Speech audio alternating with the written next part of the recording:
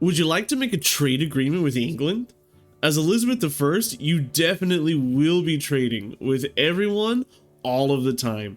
Today we'll be going over Elizabeth in England, talking about her leader ability, the civilization ability, and my preferred strategy for playing as Elizabeth.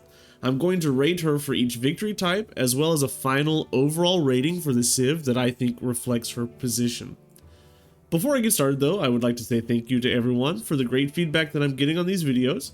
I'm still working my way to the 1,000 subscriber goal. Hopefully I will get there by December, but once I started this series, I really started growing in the past few weeks thanks to all of your help. So I just want to express my thanks.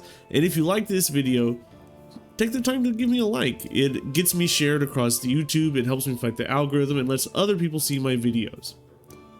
Elizabeth is a civ that I haven't had a chance to play very often, but the 3 or 4 games that I have played as her have been really fun. Is she the strongest English leader? Most definitely no, but she plays things in a way that other English leaders don't, and this creates a pretty interesting game. Let's start first by talking about England's civ ability, Workshop of the World, assuming you have Gathering Storm, because they changed it with Gathering Storm. This ability gives you +2 coal and iron per mine each turn. So you get more strategic resources specifically for coal and iron, which comes into play with their next bonus. You get cheaper and better military engineers. They are produced 100% faster and they get +2 charges, which means you get to build railroads and stuff with them. You get to build your sea walls with them, and your iron and your coal that you get extra per mine also helps you build these railroads. I think England is the only civ in the game that's really incentivized to build railroads connecting all their cities, and I kind of have a lot of fun connecting the map together with railroads. You also get +20% production towards industrial zone buildings. Your harbors increase strategic stockpiles like encampment buildings would. And finally, buildings get +4 of their respective yields when receiving power. This affects things like broadcast towers, research labs, what's the commercial one? Stock exchanges? This is pretty good. This is kind of like a kitchen sink ability.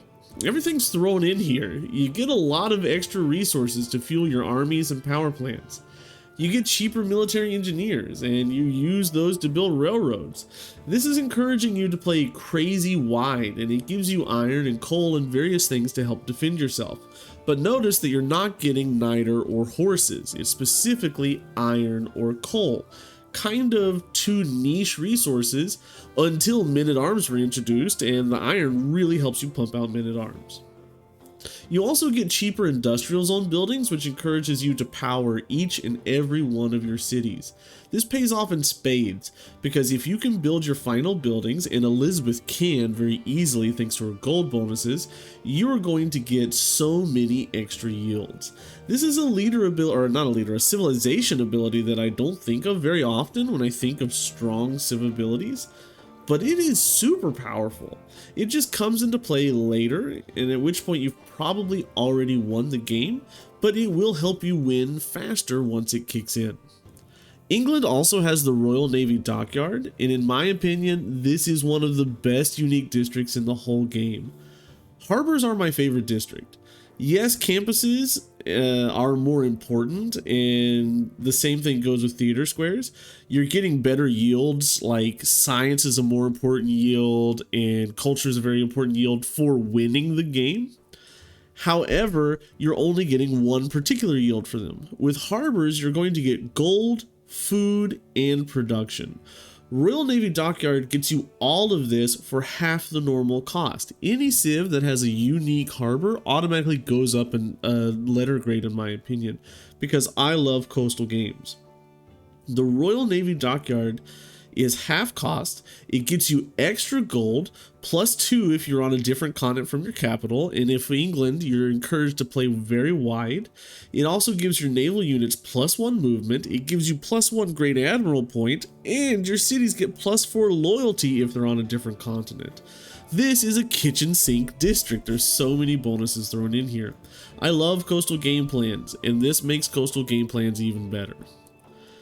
Finally, as England, you get the Sea Dog, which is not super great. It is a privateer that is invisible to almost everything except for like city centers and encampments and adjacent units, but you're invisible, which doesn't come into play that much versus the AI, because I'm pretty sure the AI knows where all of your units are all the time.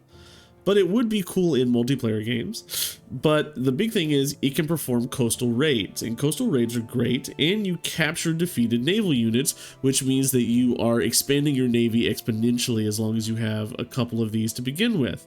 You're also going to get a +5 combat strength from the normal privateer, which makes your naval expansion a lot easier overall.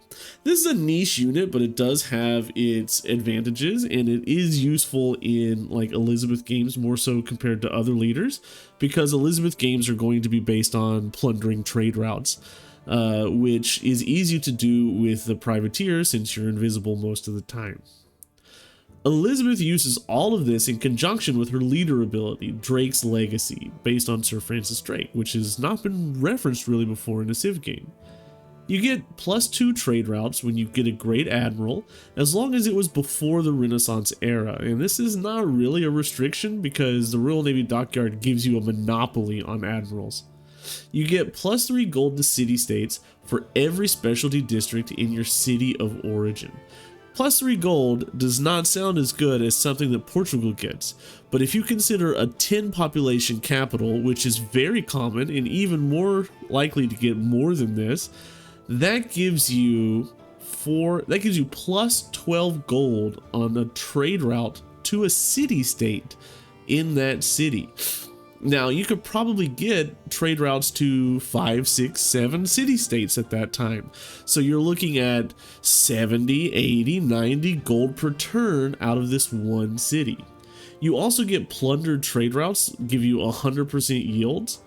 This bonus is a lot less good than the trade route bonus, but it is something that is useful. There are a lot of naval trade routes flying around, and you can get a lot of yields from them. Elizabeth is not the first Civ to play the big naval trade empire game, but she does do it in a super unique way.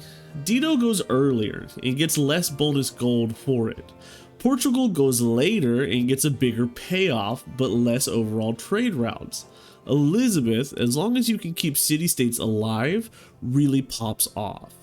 When I play as her, I always play with the barbarian clans and secret societies activated in order to get high numbers of city-states and to get the Owls of Minerva to get payoffs for having those city-states. Your goal is to spread, get as wide as possible, and get harbors or commercial hubs. Literally don't stop settling. Spread out. The more cities you have, the more trade routes you're going to get, the more you're going to get from your bonuses. If you don't have 12 cities, you aren't even going to begin to scratch the surface of her potential. That being said, if you do have 12 cities, you're going to win the game with pretty much anybody, but she does it in a fun way. It's easier to expand than you would believe as England, because you get that extra iron, which means men at arms, and you're able to defend yourself. You also get a lot of gold, so you're going to quick purchase archers. Your harbors give you a lot of loyalty to fight royalty pressure from forward settles, so get your harbors down early to get your extra trade routes. Don't build trade routes, buy them. You'll have enough gold to do so. The trick with Elizabeth is the districts in your origin city restriction. You want a lot of cities, but at least one large city to get your trade routes out of. It's not often going to be your capital. Your capital will probably be busy building settlers. And in fact, I would say that Magnus is a must when you're playing as England, as well as the Ancestral Hall. Not just as Elizabeth, because with your Workshop of World bonus to powered buildings, you're really complementing wide playstyles. So just settle, settle, settle, settle. The sun should never set on the British Empire. When you get a trade route to all city-states, when you get a trade route to all the city-states that you can from your capital, you should find your second largest city and start sending trade routes from them. Just never stop expanding. You'll always have the cash to keep an army, so expand militarily if you have to. Elizabeth, as long as you get a fairly good start, get good trade routes out, and hit about 10 cities, can win pretty much any victory. Plug in democracy and Wisselbanken, and you're going to have crazy trade routes with food, production, and gold on them. And it's really hard to explain just how good your city-state trade routes really are going to be. Put in the other Diplo card that gives you gold per envoys at city-states, and you are just going to be the richest thing on the map. I think that Elizabeth is a sleeper hit for diplomacy victories, because you will be swimming in fairly easy gold. Unlike other gold civs, you're also going to have huge production bonuses from factories, and you're going to be polluting enough to cause a lot of emergencies. You're also going to have Diplo favor from your Alza Minerva suzerain city-states. You're going to be safe from pollution thanks to your cheap and doubly effective military engineers. So, I never say this because I don't like Diplo victories, 10 out of 10. She does them incredibly well. Science victories are also great. Again, you get science bonuses from research labs. You get production to finish your rocket districts from your factories. You get plenty of cash to buy your way through your districts, and you'll be suzerain over scientific city-states due to Alza Minerva. A solid 8 out of 10.